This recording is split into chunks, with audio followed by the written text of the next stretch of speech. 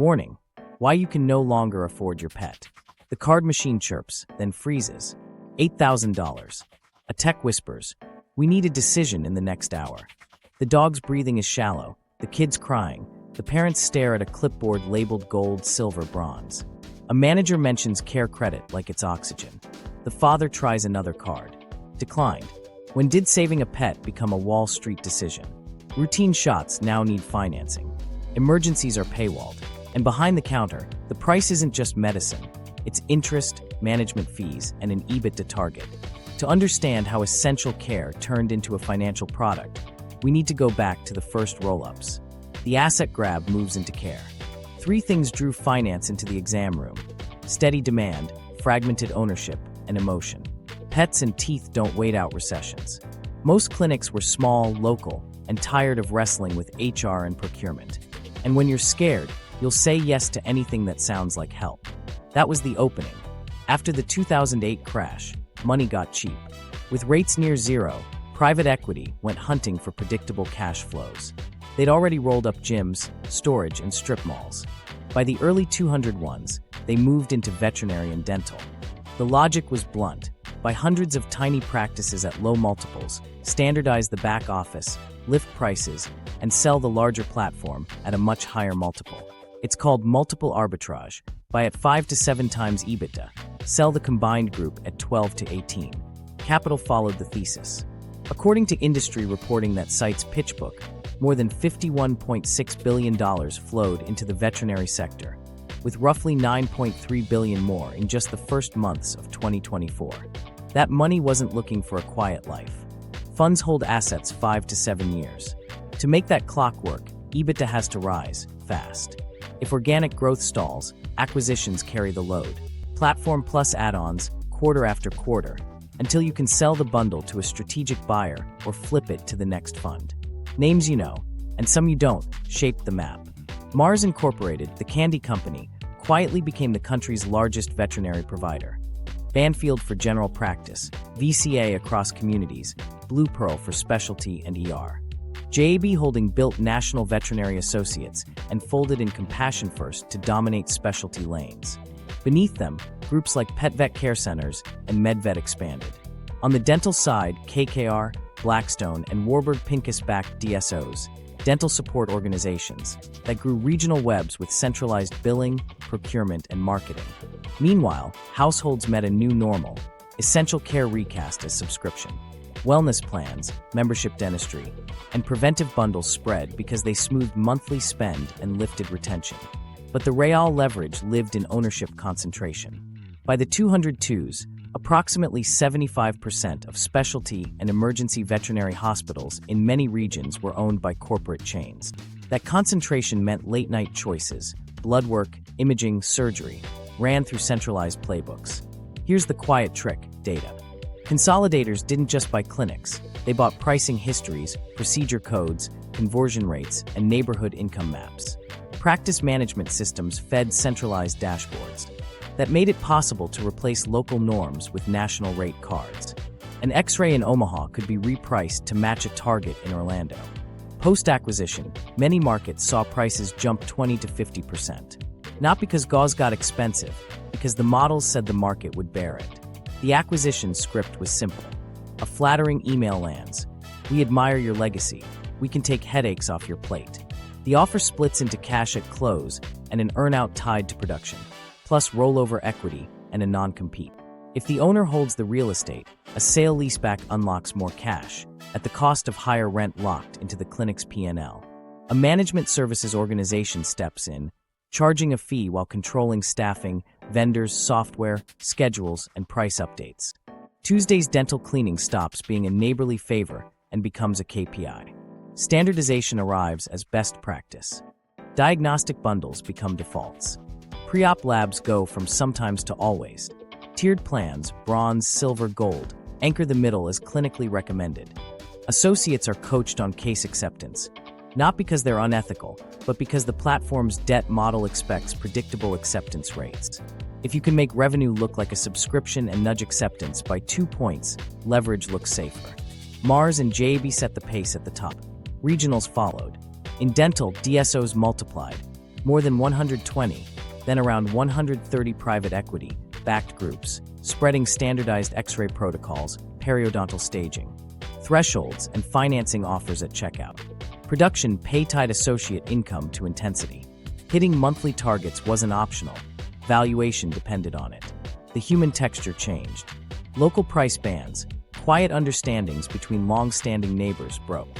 Independents lost referral flow when overnight coverage shifted to corporate ERs. When a single chain owned most specialty slots in a metro, there weren't many second choices at 2 a.m. The Federal Trade Commission occasionally intervened, requiring JAB to divest in a few states when combinations threatened local competition. But oversight moved slowly while consolidation moved quarterly. Then the pandemic lit the fuse. Pet ownership spiked. Staff burned out. ERs overflowed. Consolidators doubled down on specialty and emergency, where acuity made price less elastic and ownership concentration was already high. As interest rates rose off the floor, the interest expense didn't vanish. It flowed into invoices, often buried under the language of care. Dividend recapitalizations and refinancings tightened the deadlines. The family at the counter felt it as a price. The clinic team lived it as a quota. The promise to sellers stayed compelling. Fewer headaches, more medicine, a big check for decades of work. Some got exactly that. Many discovered the trade, autonomy for targets. The promise to patients was access and modern equipment.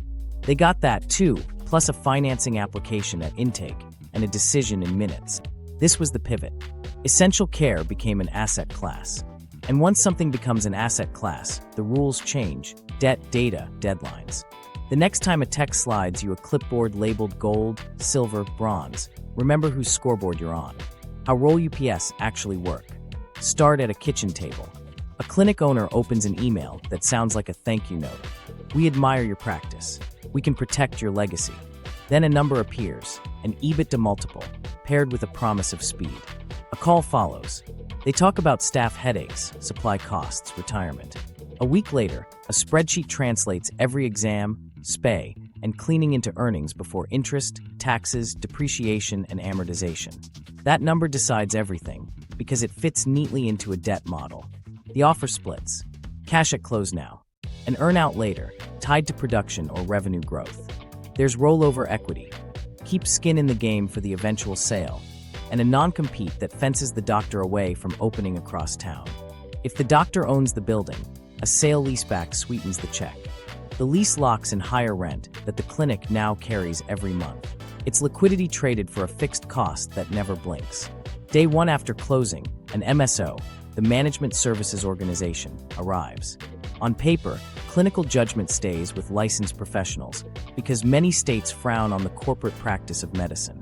In reality, the MSO pulls every non-clinical lever: staffing templates, vendor lists, software, scheduling, marketing, and the price update schedule.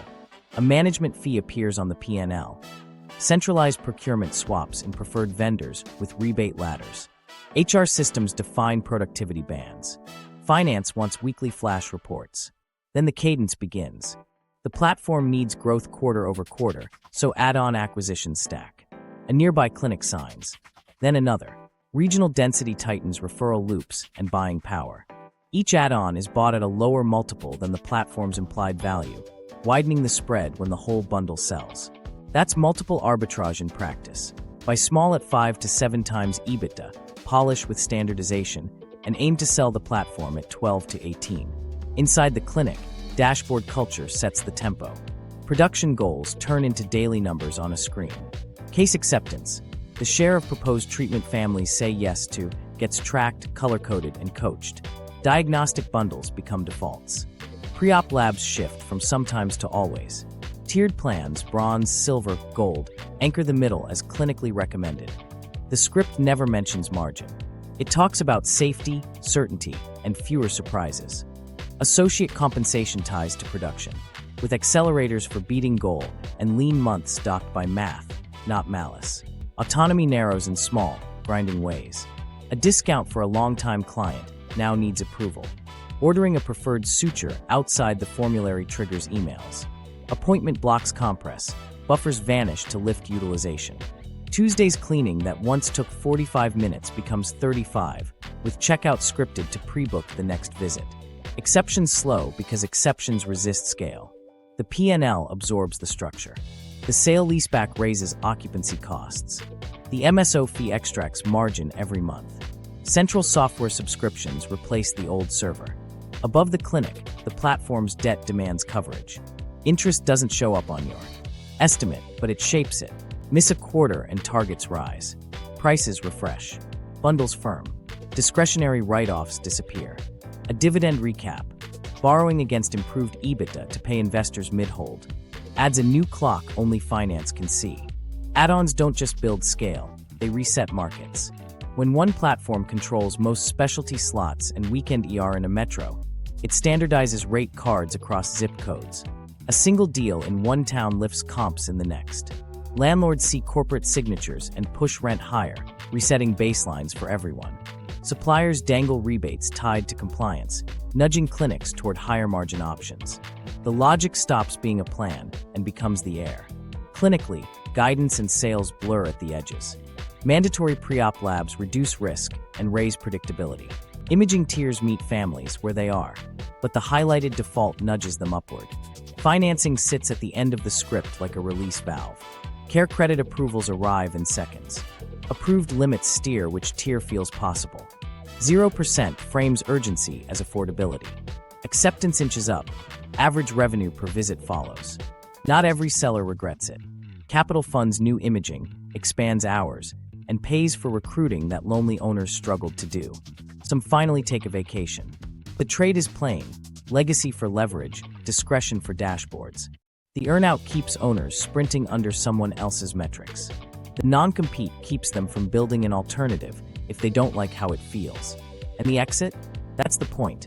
If EBITDA climbs and density hardens, the platform sells to a strategic like Mars or JAB, or to the next fund as a sponsor-to-sponsor flip. New owners reset the hold clock and raise the bar. More add-ons, tighter scripts, firmer bundles. The family at the counter experiences the exit as a price. The team behind the door lives it as a quota. What felt like a local clinic became a line on a deck, and a schedule that never stops. The leverage machine behind your vet bill. That sits in the room before you do. It's in the rent after a sale leaseback, in the management fee on the P&L, and in the platform's interest expense you'll never see but will always feel. When a roll-up borrows to buy clinics, lenders expect growth on a timetable. Miss the mark, and pressure shows up where it's easiest to move, the bill in your hand. Here's the engine. Cheap money after the 2008 crisis let funds buy a platform at 8 to 10 times EBITDA, then bolt on smaller clinics at 5 to 7. As the cluster grew, the whole package could re-rate to 12 to 18 when sold, especially if a strategic like Mars or JAB was the likely buyer. That spread is multiple arbitrage. It looks elegant in a deck, but the math depends on EBITDA rising right now, not someday. There are only 3 levers: volume, acquisitions, and price. Volume hits staffing limits. Acquisitions take time. Price moves tomorrow.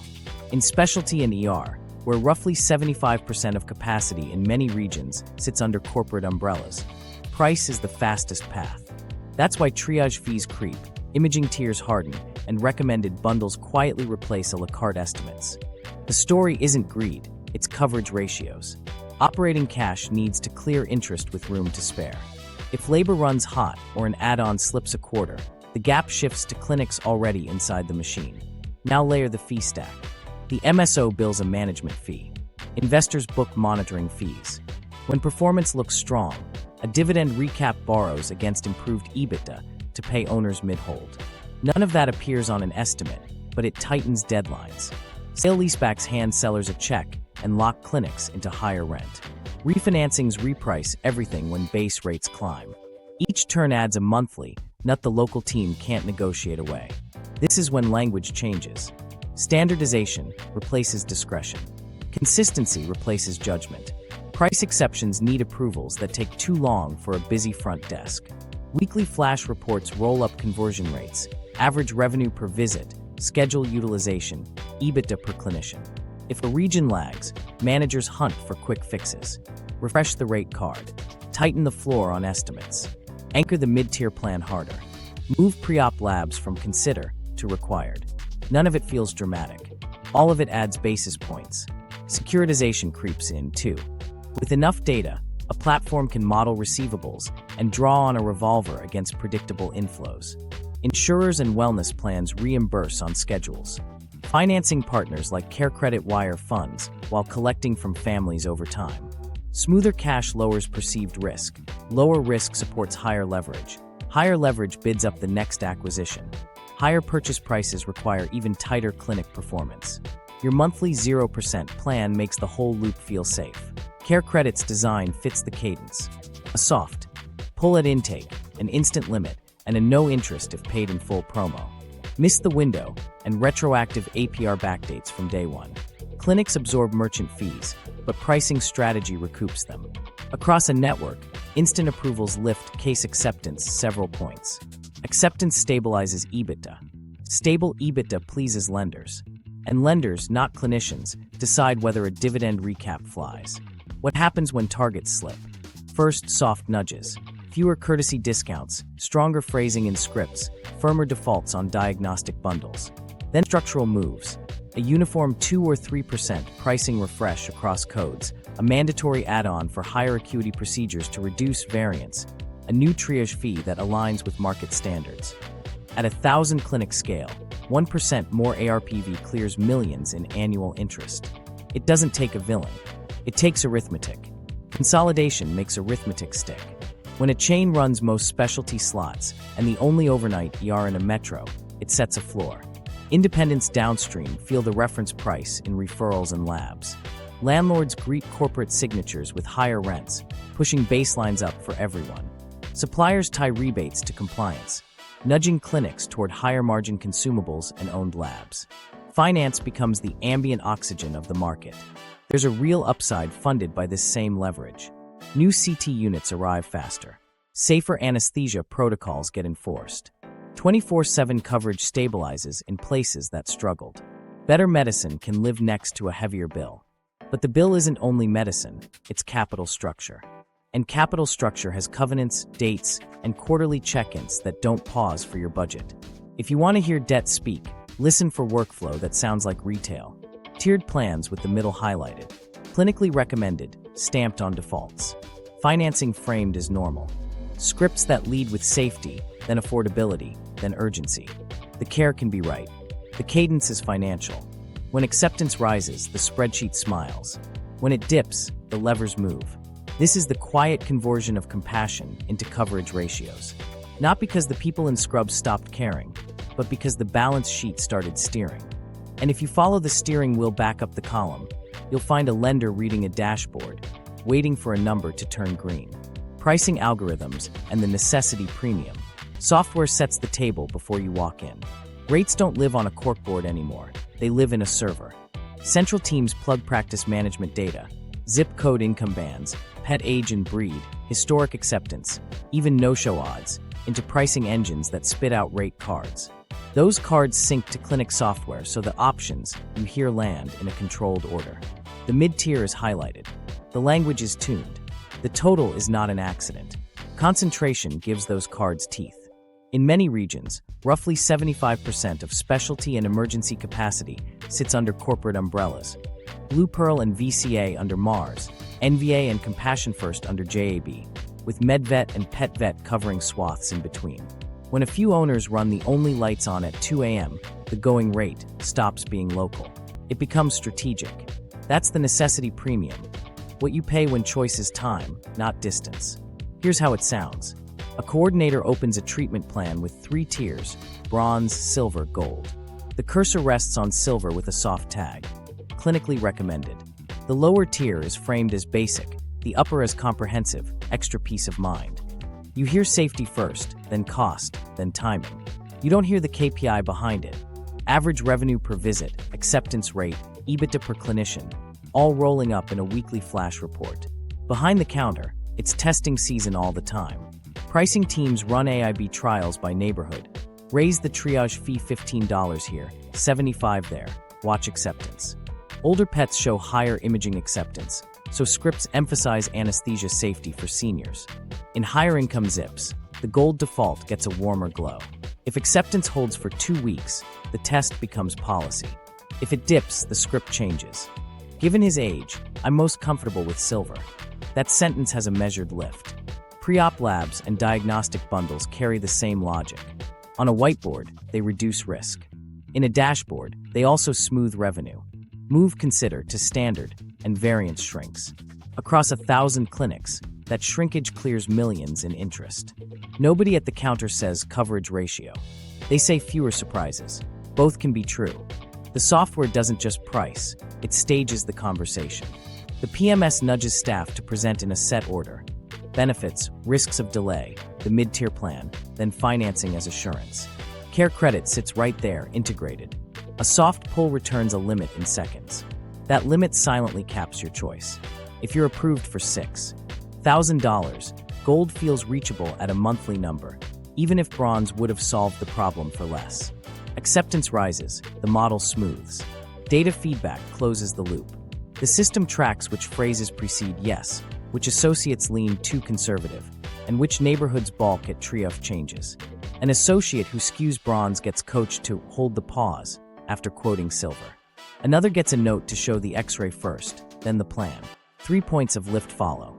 Across the region, green boxes fill a slide for lenders. Dentistry runs the same play with different anatomy.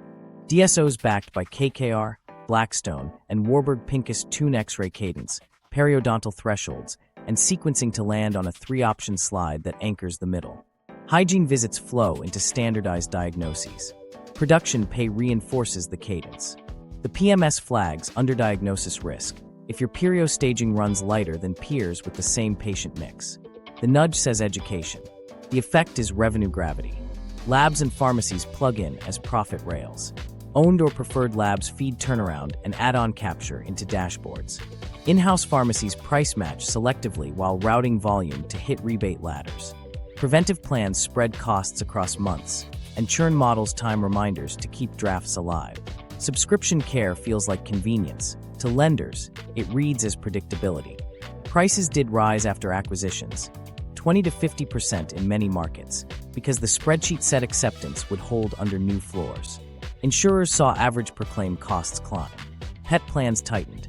Households felt it as everything costs more now. Optimization isn't neutral when one side holds capacity and the other side holds a leash. There's a line clinicians won't cross: unnecessary care. Most don't. The pressure isn't to overtreat, it's to package, price, and present so yes happens more often and with fewer discounts. That's where the necessity premium grows, quietly, inside defaults, backed by ownership concentration. If you want to locate it, ask for an a la carte estimate. If the clinic can't or won't unbundle, you're not just buying medicine, you're buying a model. Listen for the tells. Mid-tier recommended. Mandatory pre-op labs without reading recent results. Facility fee, that's standard across our network. Financing framed as normal for routine care. Each one is a small nudge. Stacked together, their policy expressed as empathy. In a fragmented market, those nudges would compete with looser rooms. In a concentrated one, they become the price of saying yes quickly. Here's the hard part. The same system that optimizes revenue also funds real improvements. New imaging, safer anesthesia, 24/7 coverage. Better care and higher bills can arrive in the same envelope. The question isn't whether the medicine is good. It's whether the price reflects need or leverage. When the algorithm writes the menu, inside DSOs, the answer starts in a dentistry server, as a sales stethoscope. Walk into a corporatized dental clinic, and the day already has a number.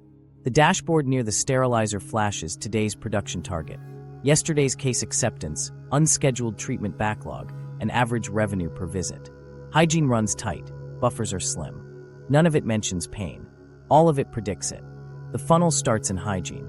A standardized X-ray protocol fires, bite wings for recalls, a full mouth series if you're new or overdue. The PMS marks the images clinically recommended, not as a suggestion but as a default. A periodontal chart follows, depths called out like a metronome. Pockets over 4 millimeters turn the note red. When the dentist steps in, the software has already staged the conversation. 3 options on the screen: basic, advanced, comprehensive. The cursor rests on the middle. The language is practiced. Given these areas, I'm most comfortable with advanced. Benefits first, risks of delay second, then timing. Financing arrives early as reassurance, not pressure. Most patients spread this over 12 months at 0%. Behind that friendly promise is CareCredit, or a BNPL widget integrated into the PMS. Approvals ping in seconds. The limit appears on the coordinator's screen like a ceiling for the choice you'll make. Compensation tightens the pull. Many associates are on production pay, roughly 30 to 35% of what they produce, often with accelerators for clearing daily or monthly goals. Some platforms layer EBITDA-linked bonuses at the clinic level. Miss target, and the next day doesn't care. Hit it, and the multiplier sweetens. Managers coach the cadence. Lead with outcomes, anchor in the middle option, pause after the number, let silence work. Case acceptance inches up. The dashboard glows green. Scale turns coaching into culture. There are more than 120, now closer to 130, private equity-backed DSOs across the United States. Names like Heartland and MB2 anchor the mainstream. Specialty platforms span pediatrics, endodontics, and oral surgery. Capital from KKR, Blackstone, and Warburg Pincus funds de novos and affiliations. Regional density brings call centers that convert inquiries, paid search tuned by zip code, and recall engines that never forget. Chair time becomes a religion. You feel it as compression. 15 minutes for hygiene handoff, 2 rooms per assistant, providers floating between ops so no chair sits idle. No-shows are filled from standby lists flagged by software that scores who can arrive in 20 minutes. Open time is a red number on a weekly flash. Red numbers trigger calls. Insurance maximization is another lever. Verification tools pre-check benefits, surface remaining annual maximums, and map sequences. A crown this quarter to use what's left, prep the adjacent tooth in January after the reset. The pitch feels helpful. Use it or lose it. And it is. It's also revenue smoothing. The PMS highlights covered codes with fewer denial risks. Denials drop. Acceptance rises. The spreadsheet nods. Where does overtreatment risk enter? In thresholds. Periodontal staging is part science, part judgment. X-ray cadence can be stretched or tightened. A faint craze line can read as monitor or crown. Most clinicians are careful. Most DSOs publish policies that sound conservative, but incentives shape edges. When your bonus lifts with comprehensive plans, framing tilts. Not fraud gravity. Patients sense it. Second opinions increase, especially on larger, multi-phase plans. Marketing completes the funnel. New patient specials headline ads. Reviews trigger before you hit the parking lot. Negative feedback routes to a central team. Pediatric groups push memberships that smooth family spend across school calendars. Attrition is modeled. Recar nudges escalate if you stall. A hygienist reminder call is now a sequence campaign with subject lines A/B tested last month. Ownership concentration isn't as high as in veterinary specialty care, but consolidation is real. DSOs keep expanding because the math favors platforms. Lower supply costs through scale, access to capital for CAD/CAM and cone beam CT, and centralized recruiting. Clinicians trade autonomy for support. Some love it. New tech, steady patients, fewer admin headaches. Others feel the fence. Appointment blocks they can't stretch, protocols they can't bend, targets they can't ignore. Financing ties the loop. CareCredit approvals lift acceptance because they turn a $1,000 no into a $25 yes. The merchant fees the clinic pays get recouped in pricing strategy. Miss the promo payoff and retroactive APR backdates from the first swipe. BNPL lines stack across households. Orthodontics here, a crown there, until pay windows overlap. The monthly number once felt like air. Months later, it's a draft you didn't plan for. There are bright spots funded by the same machine. Single visit crowns cleaner. Endo with 3D imaging, standardized sterilization, and mentorship for new grads. Better care can live next to a heavier bill. The question in the chair is simple. Does the plan reflect your mouth or the model? Ask for the a la carte estimate. Ask what can wait and how they'll watch it. Watch how quickly financing enters the room. The tell is tempo. If the conversation slows for your questions, you're likely hearing judgment. If it steers you back to the slide, you're in the funnel. Teeth don't negotiate well with pain. That's why this works. It's also why you need to pause when the cursor rests on the middle and ask, what happens if we start smaller and recheck? In a sales funnel, that's the only speed bump you control. The regulatory blind spot. Most people assume a doctor, a board, or a statute sits between you and a sales script. There is, but finance learned to step around it. The tool is the Management Services Organization, the MSO. On paper, licensed professionals own the clinical entity. The MSO owns everything else: hiring and firing, leases, software, scheduling templates, vendor contracts, and the language that presents care. Clinical judgment remains with the doctor. Every lever around judgment becomes financial. State boards weren't built for this. They police misconduct by individuals, not multi-state webs of ownership. Many states still ban the corporate practice of medicine in spirit, but MSO contracts slide through the gap. The shingle says Dr. Smith's Animal Hospital. The tax ID routes to Sunrise Services LLC. Sunrise rolls up to Summit Topco, which rolls up to a fund. When families complain about mandatory bundles or triage fees, the board can discipline a clinician, but it can't subpoena the pricing algorithm or sanction a KPI. Ownership opacity helps. Chains keep legacy names. Fine print in a footer says a Thrive partner or part of NVA. Blue Pearl and VCA mean Mars. NVA and Compassion First mean JAB Holding. In dental, Heartland, MB2, Aspen, and others tie back to private equity money from KKR, Blackstone, or Warburg Pincus. On intake forms, you might see a corporate privacy notice that reveals the network. Most people don't read that line. Regulators often can't see beyond it. Insurance doesn't fix it. Pet policies cap quickly. Dental benefits cap annually. The gap is cash, and cash became a product. CareCredit sits at the counter with no interest if paid in full promos that turn retroactive if you miss the window. Buy now, pay later widgets approve in seconds. Consumer finance regulators watch APR disclosures. They don't watch how an approved limit steers a treatment plan or how acceptance curves become EBITDA. Antitrust glances over, but the pattern hides in pieces. The Federal Trade Commission did require JAB to divest clinics in California, Colorado, Texas, Virginia, and Washington, D.C., when specialty density threatened to tip markets. Those are the headline cases. Most consolidation happens one clinic at a time, below Hart-Scott-Rodino thresholds, across dozens of states. By the early 202s, roughly 75% of specialty and emergency capacity in many regions belonged to corporate chains.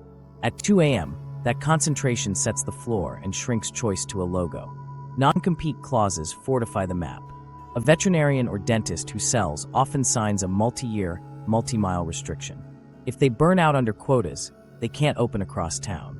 Relief work becomes the pressure valve. It doesn't rebuild competitors. Some states are narrowing non-competes in healthcare, but changes arrive patchy, and carve-outs linger where MSOs argue they're non-clinical. The net result: fewer new independents, steadier pricing power. Even when regulators act, the tools are dull. A board can fine an ad for being misleading. An attorney general can question a financing practice. Who audits a dashboard? Who declares case acceptance a clinical matter? The MSO says it never dictates diagnoses, only efficiency and standardization. Efficiency sounds like 15-minute hygiene buffers and mandatory pre-op labs framed as safety. Standardization sounds like bronze, silver, gold with the middle highlighted. Both pass through rules written for another era. Data escapes oversight almost entirely. Veterinary records sit outside HIPAA. Dental data often sits inside HIPAA, but flows to MSOs through business associate agreements. Practice management vendors aggregate codes, outcomes, spend patterns, and no-show rates into dashboards sold back to platforms. Those dashboards tune rate cards by zip code and acuity. There's no routine audit of how those algorithms shape price, only outcomes the platform selects to showcase. If a family asks why the bill jumped this month, the answer references market updates, not an elasticity test that cleared uptown. Charity care and teaching hospitals help at the edges. Some nonprofits run low-cost clinics or triage lines. Dental schools offer reduced prices under supervision. They take time most emergencies don't have. The gap remains where panic lives. Midnight ER, cracked molars, seizure triage. That gap is where financing pings approved, where bundles firm, where price floors hold. Meanwhile, sponsor-to-sponsor flips keep the clock ticking. If a fund runs out of hold time, it sells to a new fund with 5 fresh years and a tighter thesis. MedVet sponsors consider exits. Shore Capital and Silver Lake discuss combinations. Mars weighs when to buy next. Each turn resets targets. Regulators measure years. Debt measures quarters. The cadence favors the spreadsheet. There's a way to carve daylight. States can require MSO disclosure in plain language on invoices and websites. Boards can demand that mandatory bundles be clinically justified in the chart, not by policy. Attorneys general can examine deferred interest financing in clinical settings. Antitrust can evaluate capacity concentration at the specialty and ER level, not just by brand. Non-compete limits can include MSO-managed clinics. These are not silver bullets. They're friction, time for families to think, room for independence to breathe. Until then, you have to be your own cop on the beat. Ask who owns the clinic. Ask if a central team sets prices. Ask for a la carte estimates and what can safely wait. If policy answers your medical question, step back. When regulation lags the model, the only guardrail left is the question you ask before you say yes. The workforce squeeze, burnout as a business model. You can't standardize price without standardizing pace. That's where the model bites the hardest, on the people wearing scrubs. Central scheduling tools close gaps the way airlines fill seats. 5 minutes shaved from a block. A lunch that becomes on call. A double book here, a squeeze in there. Utilization ticks up on a regional dashboard. The day feels like a conveyor. Nobody ordered cruelty. The spreadsheet just prefers no idle chairs. Wages rarely catch the tempo. After acquisitions, pay grids harmonize to market medians. Raises trail inflation. Ladders appear, modules to unlock titles, incentives tied to production, overtime frowned upon. A new software update adds 3 clicks to every note. Charting spills past clockout. Gratitude erodes when the meter never sleeps. Surveillance is sold as support until it isn't. ARPV by clinician, radiograph capture by assistant, perio-probing completeness by hygienist, turnover times by tech, color-coded, compared, and coached. If your numbers drift, you get a huddle. Drift again, you get a plan with measurable objectives. Nowhere on that plan is the hour you spent comforting a family after a euthanasia, or the late-night emergency that blew up your buffer. Emotional labor doesn't count toward EBITDA per clinician. Quotas don't dictate diagnoses, they shape everything around them. A vet who once comped a recheck for a long-time client now needs approval. A dentist who'd rather watch a borderline crack until the next recall hears, frame benefits. Missing target trims bonuses and ripples to team reviews. Shared dashboards mean shared pressure. We need today. We means debt service somewhere else. Moral injury shows up in the smallest choices. A tech sits longer with an anxious dog and is told her room utilization trails peers. A hygienist slows for a nervous teen and gets a note about throughput. An associate flags a watch and wait plan and is coached to anchor advanced. None of it sounds evil. It sounds like consistency. It feels like subtraction. Turnover becomes an input you can model. Recruiting teams build pipelines of new grads and traveling relief clinicians. Sign-on bonuses look generous, backed by non-competes that make leaving costly. Mid-career doctors who'd open across town can't. They drift to relief work, fill gaps, and keep the machine running. The shortage narrative, part real, part convenient, justifies higher rates and thinner staffing. We're doing more with less becomes we can charge more because there's less. Centralized scheduling squeezes harder when someone calls out. Double book the morning. Slide the lunch. Push charting to end of day. End of month, end of quarter sprints normalize. Tighten estimates. Reduce discretionary write-offs. Book recalls before patients stand. Managers don't demand heroics. The cadence assumes them. If a clinic slips, a regional arrives with scripts and cadence checks. A pep talk here, a warning there, and green boxes return to the flash. Compensation cements behavior. Associates on production watch their day like a meter. 2 cancellations? Push to fill. Behind pace? Present the mid-tier harder, shorten the pause after the number, lean into safer. Bonuses tie to monthly EBITDA, so the last week turns breathless. Lab cases out, recalls booked, estimates accepted now. Some teams thrive on the push. Many fray. Either way, the platform's chart smiles. MSO contracts fence clinical. Independence without touching the exam. Want to stretch blocks for complex cases? Needs approval. Want to adjust the X-ray cadence? Policy says no. Want to suture brand outside formulary? Denied by a margin owner. Each lever routes through someone measured on cost. Judgment remains, the room shrinks around it. Not everything is bleak. Scale funds CE, mentorship, safer anesthesia standards, 24/7 ER coverage that saves lives. A new grad can learn fast with backup. Some platforms test 4-day weeks, protected debriefs after hard cases, and longer blocks for complex care, and see lower churn without losing much margin. Those are bright spots. They prove breadth is possible. Listen to closing time. We hit goal. We survived. We did good medicine. All three can be true. What's new is the math grading the feeling. When lenders want weekly flash reports, clinics learn to chase weekly wins. Burnout isn't the plan. It's the tolerated byproduct of targets set 2 buildings away. Here's a microstory. A junior vet finishes a midnight shift, 3 GDVs, 1 euthanasia, 2 approvals that only cleared after CareCredit pinged approved. She cries in the car, sleeps 4 hours, and returns to a coaching huddle about case acceptance. Lead with risk reduction. Hold the pause. She nods. She cares. She adjusts. Her bonus inches up. Her fuse shortens. There's a way this ends better. Some clinics carve guardrails. No double booking after back-to-back euthanasias, mandatory debriefs, caps on daily case counts, autonomy to comp where trust is equity. Churn drops. Recruiting costs fall. Errors decline. Margin forgives 2 points when turnover stops bleeding 6. The math is there if owners choose it. But the broader system still routes through deadlines. Sponsor-to-sponsor flips reset clocks. Sale-leasebacks never blink. Dividend recaps add timers only finance sees. In that cadence, the cheapest lever is people. Squeeze 5 minutes. Add a room. Color code the pause. The spreadsheet turns green. If you want to know whether burnout is baked in, ask 2 questions at any corporatized clinic. Who sets your schedule targets? And what happens to your pay if you fall short? If the answers point off-site, you're not just in a clinic. You're inside a timetable written for debt. Financing the unaffordable, BNPL for care. The estimate lands, and the room tilts. $4,000 for a dental rehab. $8,000 for an emergency splenectomy. Before you can swallow, the coordinator softens her voice. Most families spread this over 12 months at 0%. That line is the bridge from medical risk to debt risk, and more households are crossing it every month. CareCredit sits at the heart of this. It's a revolving credit line from Synchrony, embedded directly into practice software. The workflow is seamless by design.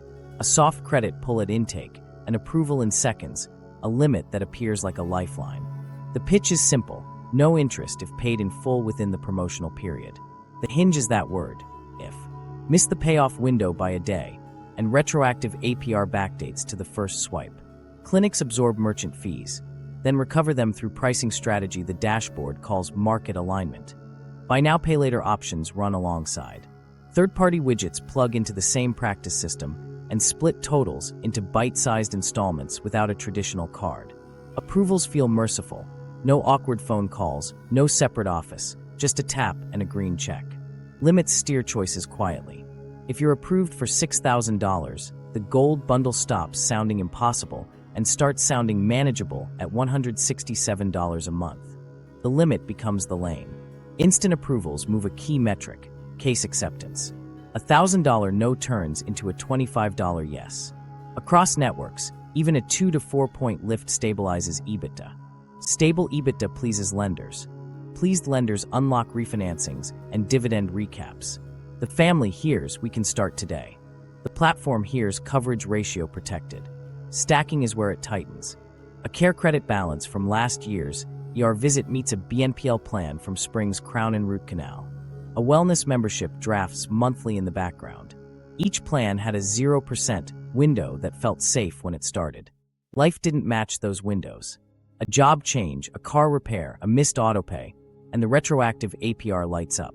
The monthly nut that calmed panic turns into a budget fuse. Clinics' no defaults are part of the curve. Many quietly sell receivables to specialty finance firms that advance cash and collect later. The clinic gets certainty. The bill keeps living in your mailbox. This isn't a morality tale, it's portfolio math. Across thousands of families, models predict who pays and when.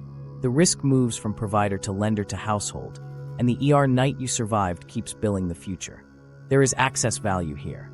Financing means a pet gets surgery tonight instead of suffering until a payday. A molar gets saved before the infection spreads, but access can mask price. If a corporatized clinic's rate card sits 20 to 30% above an independent's, a 0% plan can turn an expensive choice into an easy one. You're paying for capital structure, not just care. The script that gets you there is deliberate. Benefits first, safer outcome, fewer surprises, then risks of delay, then the mid-tier plan, then financing as reassurance. Most families choose 12 months at zero. If you nod, the app opens. If you hesitate, the pause holds. Silence is a tool because silence lifts acceptance. This is coaching, not cynicism. It works because fear wants a door. Under the hood, financing is a KPI like any other. Platforms track approval rates by zip code, limits by income band, conversion by phrasing, and bad debt curves by promo length. They learn that a 6-month term converts faster but spikes missed windows. A 12-month term converts slower but holds longer. A 24-month term feels safer but drags margin. The mix becomes policy. Policy becomes the line you hear at checkout. When money got cheap after the 2008 crash, this machinery slotted neatly into roll-ups. Cheap leverage needed predictable cash flows. Financing turned lumpy emergencies into smooth drafts. When rates climbed off the floor, the model didn't unwind, it tightened. Clinics pushed pre-approval earlier in the visit. BNPL rails got more visible. Wellness plans expanded to catch small bills before they shocked the card. Predictability is oxygen when lenders want weekly flash reports. If you have to use these tools, change the angle. Pick the shortest promo you can beat with certainty, then set an autopay to clear 1 month early. Ask the clinic for an in-house split, 3 payments, flat, no retro APR. Some independents will say yes if you ask before they open CareCredit. Always request an itemized estimate first. Remove non-essential bundles so you're not financing add-ons you don't need. And carry your records, labs, x-rays, chart notes, so you don't pay to repeat what's still clinically valid. The hard truth is this: financing expands access and props up prices at the same time. It lets you act when time feels cruel. It also turns acceptance into a lever that feeds a balance sheet you'll never see. In a crisis, you'll sign. Most of us would. Just know which part is recession to roll up and which part is math. To understand why a clipboard now looks like a credit application, we need to rewind to the crash that cheapened time. After the 2008 financial crisis, central banks slammed interest rates to the floor. Zero wasn't about pets or teeth. It was about rescuing credit markets. But cheap money doesn't sit still. It hunts for steady cash flows with room to raise prices. Fragmented, recession-resistant services, veterinary and dental, fit perfectly. The first tests happened outside exam rooms. Roll-ups in outpatient care, urgent care, and physical therapy proved the formula. By small practices at lower EBITDA multiples, centralize the back office, squeeze variance, then sell the larger platform at a higher multiple. Leverage made the spread sing. Debt was cheap. Coverage ratios looked generous as long as prices held and acceptance nudged up a hair. By the early 200s, finance moved into clinics that felt personal. Dentistry had a head start. DSOs were already building. Veterinary followed. The playbook traveled intact. Platform plus add-ons. Earnouts and non-competes. Sale-leasebacks to free cash now and lock rent later. Management fees and weekly flash reports to keep cadence. Multiple arbitrage as the chorus. Buy at 5 to 7 times EBITDA, re-rate the platform to 12 to 18 at exit. Then came the giants that turned a trend into an architecture. Mars incorporated stitched Banfield, VCA, and Blue Pearl into a national lattice, general practice, community hospitals, specialty, and ER.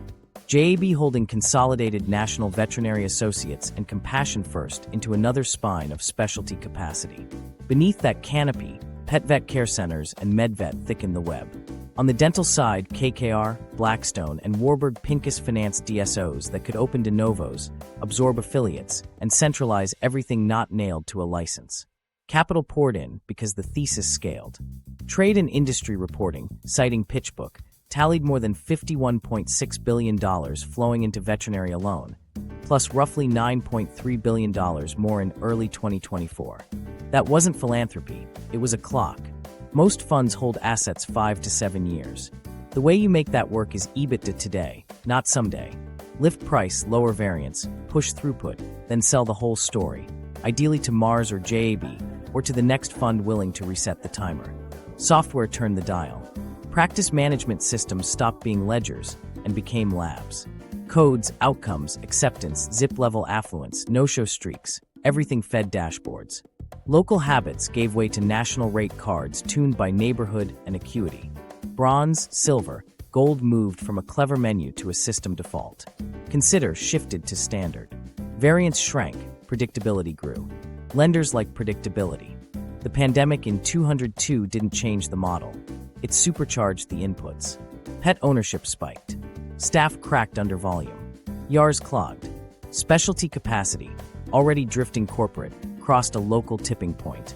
In many metros, roughly 75% of specialty and emergency slots sat under chains. At 2 a.m., that meant one door, one logo, one floor on price. Algorithms didn't need to be bold. They only needed to be confident. Then the rate regime flipped. As interest rates climbed off zero in 2022 and 2023, leverage got heavier. Sale-leasebacks that once felt like found money hardened into higher fixed occupancy costs. Refinancings arrived with spreads that bit. Dividend recapitalizations, borrowing against improved EBITDA to pay investors mid-hold, left bigger balances to service. To protect distributions, managers pushed standardization harder. Firmer bundles, tighter scripts, fewer exceptions. Subscription medicine, wellness plans in vet, membership dentistry and DSOs, spread because monthly drafts smooth lender anxiety. Regulators noticed in pieces, not as a picture. The Federal Trade Commission forced JAB to divest clinics in California, Colorado, Texas, Virginia, and Washington, D.C., where specialty overlap looked too thick. Those actions mattered, but most consolidations stayed below reporting thresholds, one clinic at a time, across dozens of states. State boards were built to police clinicians, not MSO contracts. Ownership hid behind legacy signs and services LLC footers. Non-competes kept mid-career clinicians from seeding fresh independents across town. By 2024, the industry press wrote it plainly. Fortune called Mars the country's biggest vet provider. Sponsor-to-sponsor chatter picked up. MedVet's backers explored exits. Reports surfaced of Shore Capital and Silver Lake discussing an $8.6 billion veterinary combination. The model hadn't changed, just the exits. If a strategic buyer paused, another fund could step in, reset the hold, and tighten the math. Households experienced the arc as a feeling, not a graph. Itemized became bundled. Clinically recommended. Always lived in the middle. Financing arrived where sympathy used to sit. Pet insurance caps hit faster. Dental benefits timed out by fall. The distance between an independent's quote and a corporate quote hid inside memberships, new imaging, and an app that made the bigger number feel softer. That's the through line. 2008 cheapened money. Cheap money made roll-ups inevitable. Roll-ups put software at the center. Software made price personal. Rising rates made everything urgent. Urgency arrived in your living room as a monthly draft labeled care. Data is the moat, surveillance in the exam room. Start with the chart, because that's where the model starts. Every code, estimate, declined option, refill date, and reminder click becomes a data point. Practice management software doesn't just record visits anymore, it observes behavior. It logs pet age, breed, comorbidities, zip-level affluence, insurance status, response to texts, which plan you chose, and which phrase preceded your yes. That river flows up to a central dashboard where clinics are ranked by average revenue per visit, case acceptance, schedule utilization, and EBITDA per clinician. From there, the system runs experiments. Pricing teams slice metros by neighborhood and acuity and push small changes. A $15 ER triage lift in one zip, a $75 lift in another. A mandatory pre-op lab for seniors statewide, a softer consider tag for low-income blocks. They watch the graph. If acceptance holds for 2 weeks, the change graduates to policy. If it dips, scripts shift. Given her age, I'm most comfortable with silver replaces most families choose silver. The words aren't random, they're tested. Presentation is engineered the same way. The software sets the order. Outcomes first, risks of delay second, then the 3-tier plan with the middle highlighted, then financing as reassurance. Staff see prompts to pause after quoting the mid-tier because silence lifts conversion. Associates who skew too conservative get coaching nudges. Show the X-ray first, lead with risk reduction, hold the pause. Over a month, acceptance climbs 3 points. At scale, 3 points clears millions in interest. Labs and pharmacy turn the loop tighter. Preferred or owned labs report turnaround, redraw rates, and add-on capture. In-house pharmacies compare abandoned external e-scripts to fills captured in-network. Rebate ladders kick in when compliance tops a threshold, so the PMS quietly routes scripts to channels that hit targets. Pet plans and wellness memberships draft monthly, and churn models stagger reminders to land near pay cycles. Subscription feels like convenience. To lenders, it reads as predictability. Dentistry uses the same rails with different anatomy. Periodontal charting completeness becomes a KPI. Radiograph capture rates get benchmarked against clinical standards. If your hygiene team probes quickly but flags fewer stage 2 cases than peers with similar patients, the system asks why and suggests framing. DSOs backed by KKR, Blackstone, and Warburg Pincus don't need to say sell more. The dashboard just shows red until the script changes to produce green. Privacy lives in the gray. Veterinary data largely sits outside HIPAA. Dental data often flows under business associate agreements that let MSOs aggregate performance while claiming the clinical entity remains independent.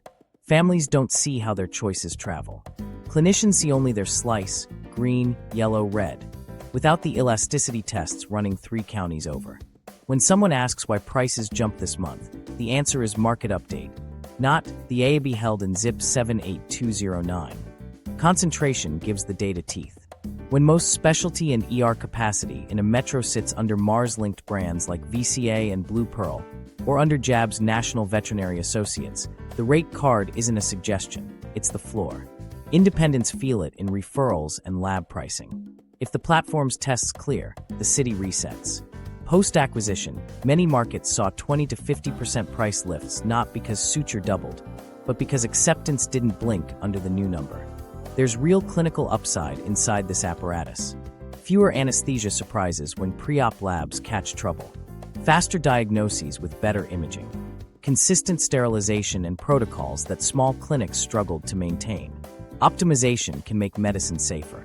It also makes revenue smoother. Both can be true at the same time, and the system is built to never forget which truth pays debt. Look for tells that the Moat is active. The mid-tier always highlighted as recommended. Bundles that hide line items so there's less to resist.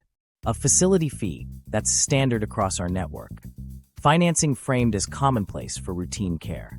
Coaching notes that read like kindness but land like quotas. Frame benefits before cost.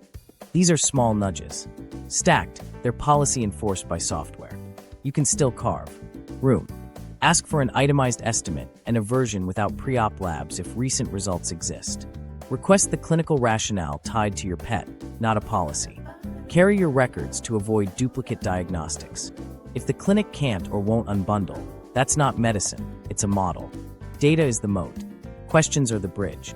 The independent resistance. What works? There's another map under the corporate lattice. Quiet, local, stubborn. It starts with a simple move. Publish the price. Independents that survive lead with transparency. They post itemized menus online and in the lobby. Exam, dental cleaning, anesthesia, radiographs as optional add-ons with clear indications. No bronze, silver, gold. Just choices, with notes on when each step is actually necessary. When the estimate matches the conversation, trust stops leaking. Supply costs can be beaten, just not alone. Small practices form buyer co-ops to purchase meds, sutures, disposables, and even oxygen in bulk. A dozen clinics share a central storeroom and rotate stock. Vendors love scale. Co-ops manufacture it without selling equity. Savings rolls straight into lower rates or longer appointment blocks. You won't match a Mars or JAB contract on everything, but you can narrow the gap enough to matter. Referrals don't have to default to the chain ER. Independents build local circles the old way. Handshake, after-hours numbers, shared weekend coverage. One clinic partners with a mobile sonographer and a traveling internist to keep more cases in-house at humane prices. 2 clinics co-own a dental radiography unit or an anesthetic monitor they couldn't justify alone. Cost splits, access widens. It's not about hoarding cases. It's about breaking the monopoly on capability that funnels families toward the most expensive door at 2 a.m. presentation changes too. Second opinion norms get baked into intake. Here's our best plan, and here's a lighter option with trade-offs. Staff are trained to narrate uncertainty honestly. We can watch this and recheck in 3 months. That sentence doesn't crush revenue if the schedule is built for it. Loyalty hardens when people sense restraint. Case acceptance may dip on day one. Lifetime value rises because the clinic earned a phone call the next time. Financing pressure gets diffused upstream. Some independents push CareCredit brochures behind the counter and ditch splashy BNPL widgets. They still offer payment options, but they build clinic-managed memberships that don't overreach. Modest monthly drafts covering exams, core vaccines, and a fair discount on procedures. No mandatory pre-op labs for every dental, no forced tears. The point is smoothing spend without steering toward unnecessary care. Cash discounts return as a blunt, effective tool. 10% off if you pay today. It's simple. It respects budgets without hiding retroactive APR in fine print. On the dental side, the countermove looks similar. Publish fee guides for common procedures, with and without x-rays. Hygiene-first approaches give patients time to stabilize before big work. Periodontal charting happens, but thresholds aren't weaponized. The dentist invites a second opinion when plans are complex. It costs time, but it saves reputation. Associates aren't on pure production. Compensation blends a living base with small quality bonuses tied to recall adherence and patient-reported outcomes, not ARPV. We reward health kept, not dollars billed. Community partnerships fill gaps money can't. Nonprofits host vaccine days or wellness pop-ups. Independents volunteer staff and schedule follow-ups at cost. Shelters trade referrals for discounted spay/neuter blocks that keep rooms busy. Dental schools and vet teaching hospitals offer reduced-cost care under supervision if families can trade time for savings. Owners meet monthly to swap numbers, red flag drug shortages, and coordinate pricing so no one undercuts to the bottom. When one clinic faces a landlord squeeze after refusing a sale leaseback, the others help find a new space and float staff to cover the move. Technology isn't the enemy, it's the filter. Independents pick practice software that doesn't turn every screen into a sales deck. They disable upsell prompts. They remove recommended highlights from mid-tier options. Reminders go out, but they're written by the clinic, not a conversion vendor. Data still flows, just inward. Which reminders get read, where no-shows cluster, which days run hot. The goal is smoother days, not higher tickets. Some changes are structural. Longer appointment blocks by design. Protected debriefs after hard cases. One double book per half-day max. A firm no to scripts that claim to lift compliance by 10% if they also raise spending by 20%. When staff knows the clinic will leave money on the table to spare burnout, loyalty shows up as less turnover and fewer recruiting headaches. That lowers training costs and error rates, the quiet savings decks never mention. Geography helps. A clinic 5 miles off the main strip runs lower rent and passes it on. Regional price arbitrage still works. Publish the gap. Our average dental is $200 lower than the corporatized rate across town. Here's the breakdown. Families will drive for honesty. They'll also share it. Word of mouth outruns ads when the bill comes in lower than expected and the pet leaves wagging. Prescriptions stay portable. Independents write scripts. Families can shop at reputable pharmacies and price match when safe. They stock generics first. They chase manufacturer rebates for preventives and pass them through. They keep recent labs on hand so patients don't pay twice for what's still valid. Bring your records becomes policy, not a favor. Here's a micro-story. A clinic posts a side-by-side. Corporate ER dental estimate at $1,280 bundled. They're a la carte path at $940 with optional x-rays based on findings. They explain when x-rays matter and when they can wait. They offer a simple 3-pay plan, no retro APR. The family chooses them, returns for rechecks, and tells 3 neighbors. The clinic didn't win by starving margin. It won by showing its math. The measure is simple. Did the visit feel like care or checkout? Independence wins when it makes that difference obvious. It doesn't require martyrdom. It requires a playbook that values restraint, transparency, and enough margin to say no. In a market calibrated for acceptance, the clinics that choose explanation over persuasion become places people trust. And trust, here, is the one metric that still compounds without a spot a corporatized clinic. Start with one question at check-in. Who actually owns this clinic? Say it plainly. If the answer is we're locally managed by a services company, you're likely looking at an MSO. If they name National Veterinary Associates, Blue Pearl, Banfield, VCA, or Compassion First, translate the brand. Mars owns Banfield, VCA, and Blue Pearl. JAB Holding owns NVA and previously Compassion First. In dental, listen for Heartland, MB2, Aspen, or a vague DSO partner. If they hesitate, follow up. Is there private equity behind the management company? Glance at the paperwork. Treatment estimates often list the clinic name on top and a different entity on the payment line. Something like Sunrise Services LLC or Summit Topco. Google that entity. If it resolves to a holding company or management services, you're in a corporatized room wearing a legacy sign. On the website, scroll to the footer. Part of NVA, a Thrive Pet healthcare partner, or managed by MSO name, is the tell. In dental, privacy notices may name Heartland Dental, MB2, or Aspen's parent. Scan the lobby. Are CareCredit placards by the clipboard and percent for 12 months, stickers at eye level? If financing is more prominent than medicine, you're hearing the script. In the exam room, listen for bronze, silver, gold. If the cursor rests on the middle with clinically recommended and staff avoids itemizing, you're in a standardized funnel. Ask for an a la carte estimate. If pre-op labs are required for every dental, without checking recent results, note it. Watch the cadence. Do staff tap through a tablet with pre-filled phrases? Fewer surprises, safer outcome. Peace of mind, while checkboxes slide green. That's PMS scripting. Ask, what would this plan look like without these add-ons? If you hear policy instead of clinical reasoning tied to your pet or your mouth, quotas may be driving the room. Read the fine print on referrals. If every after-hours path leads to Blue Pearl, VCA, MedVet, or PetVet, you're in a market where corporate chains hold specialty and ER capacity. That concentration, often close to 75% in many regions, sets the floor on price at 2 in the morning. Ask your GP. Do you have an independent ER option or nonprofit triage partner? Some do. It matters when minutes count. Ask 3 questions that save money. Who sets your prices? This clinic or a central team?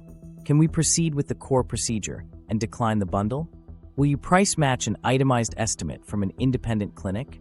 If the price is standard across our network, the bundle is required, and price matching is against policy, you're in a network optimized for uniformity. Uniformity is how leverage travels through a rate card. Check the estimate for red flags. A facility or TRIAV fee that's high and non-negotiable, mandatory pre-op labs for every anesthesia case regardless of age or recent results, and pharmacy prices that ignore cheaper generics you can fill elsewhere. Ask for a written prescription so you can shop. A hard no is policy, not medicine. Time the appointment. Are hygiene blocks at 15 minutes with scripted handoffs? Are dental consults paced toward the 3-option slide? Is the coordinator pushing to book the next visit before you stand? Throughput pressure isn't proof of bad care, but it signals a quota culture. Ask, how long is the block for this procedure, and can it be extended for complexity?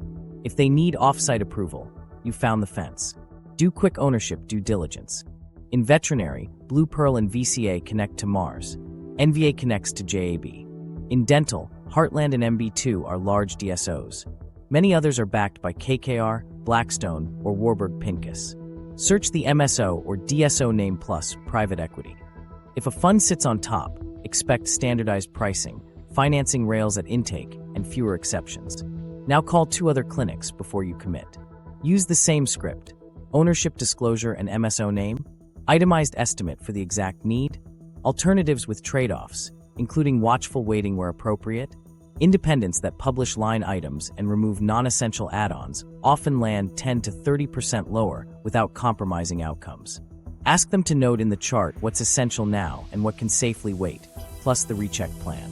Look for transparency tells, prices posted online, bundles optional, not mandatory, financing mentioned last, not first, prescriptions portable by default, cash discounts offered without fanfare, second opinions encouraged, not discouraged.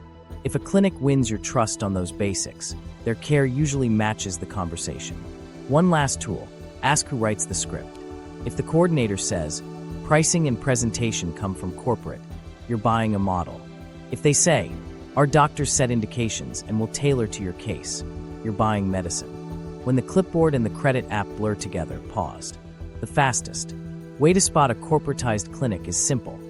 Ask who benefits if you say yes, and make them show their math. Action plan, pay less, get better care. Start before the emergency. Open a separate high-yield savings account labeled Vet/Dent. Automate $50 to $100 a month. Cash beats any no interest if paid in full trap later. Write this on a sticky note. Cash gives you time to shop. Debt steals it. At intake, slow the cadence.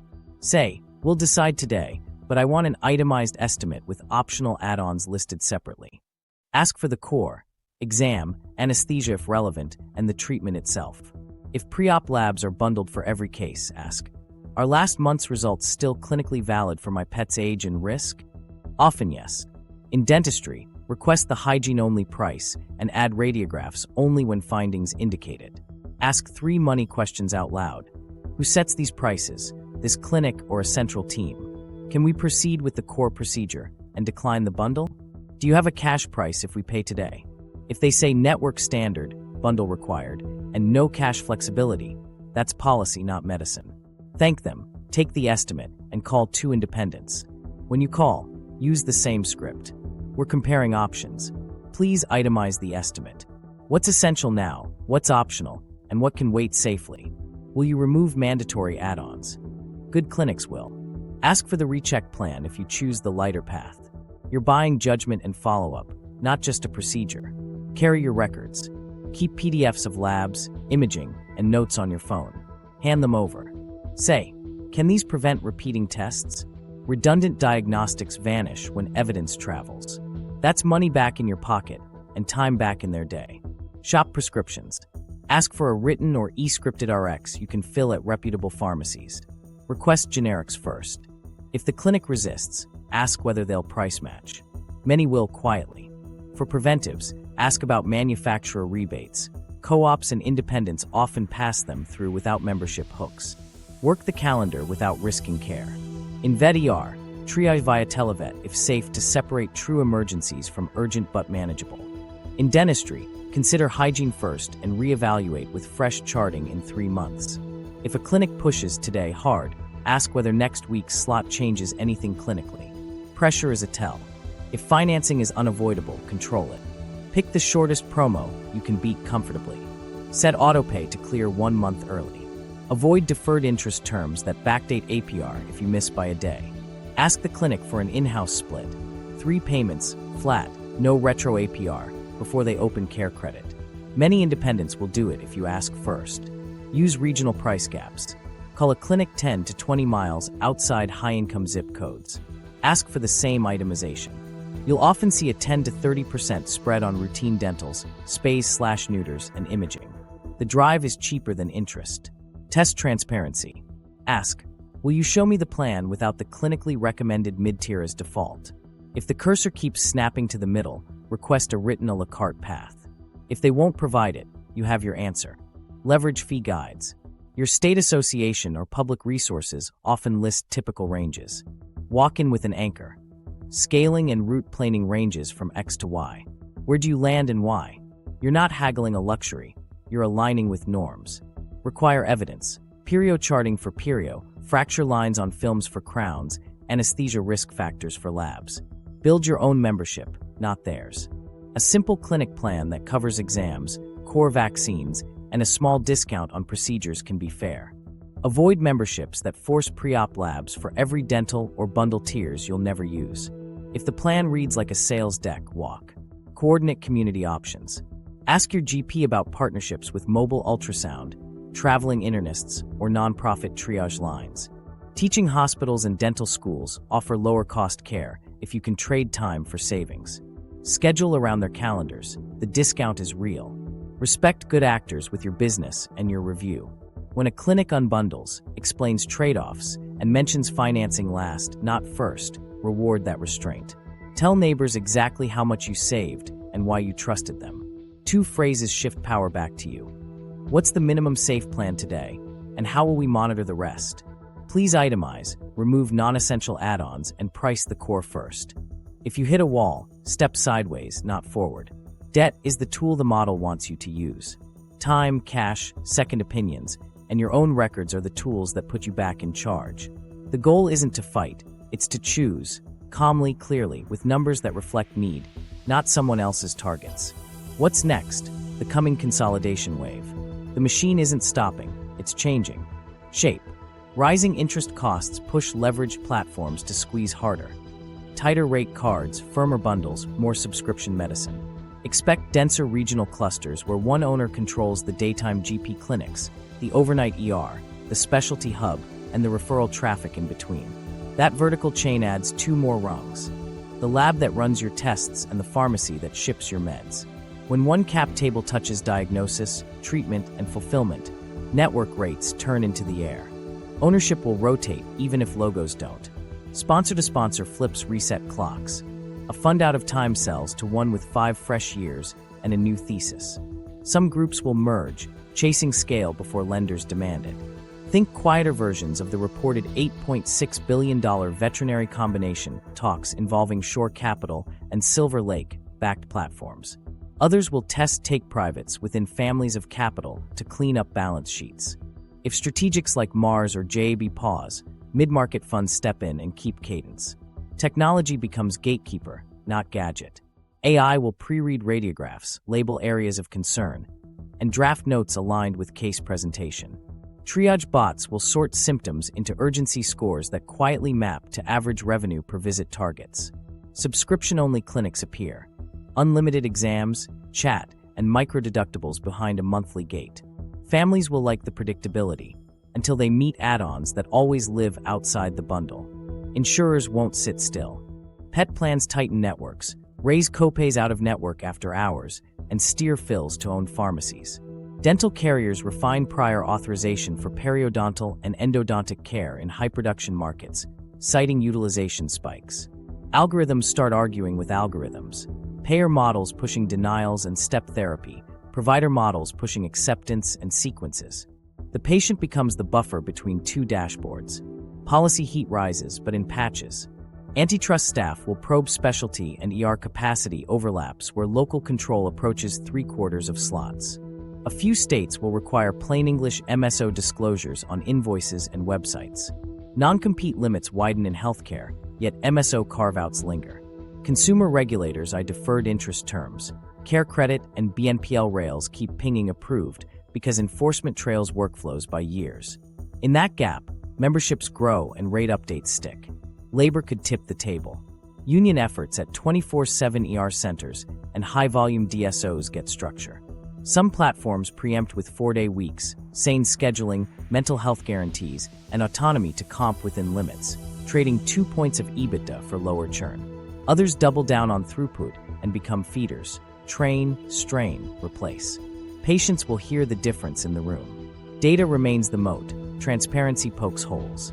Independents that publish prices, unbundle pre-op labs unless clinically indicated, and push financing to the end of the script when share in zip codes where corporate rates outrun tolerance. Expect trust brands owned by the same capital. Clinician-fronted spin-offs meant to keep price-sensitive families from walking while the model stays intact behind the glass. Your leverage levs in the seams. Prices vary by neighborhood, by day, and by ownership web. Ask who owns the door. Ask who sets the rates. Carry records so you don't pay twice. Shop 2 independents before you sign a membership that locks you to a script. While funds rotate and targets tighten, small windows open. At exit moments, merger months, and in markets where insurers squeeze too hard and clinics quietly negotiate. Use every inch. Essential care now runs through debt, dashboards, and deadlines. Your yes feeds a model built to collect on time. If you want the playbook that's setting your next bill, watch our deep dive on the school sports fees takeover next. Subscribe so you see these stories before they reach your wallet.